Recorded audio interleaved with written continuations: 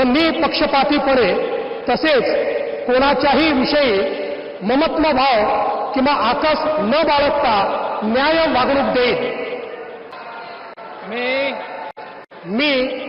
देवेंद्र सरिता गंगाधरराव फडणवीस ईश्वरसाक्ष शपथ घेतो की महाराष्ट्र राज्याचा मुख्यमंत्री म्हणून माझ्या विचारार्थ आणली जाईल किंवा मला ज्ञात होईल अशी कोणतीही बाब असा मुख्यमंत्री म्हणून माझी कामे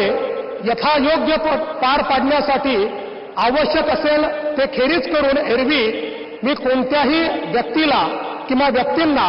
प्रत्यक्षपणे व अप्रत्यक्षपणे कळवणार नाही किंवा त्यांच्याकडे उघड करणार नाही।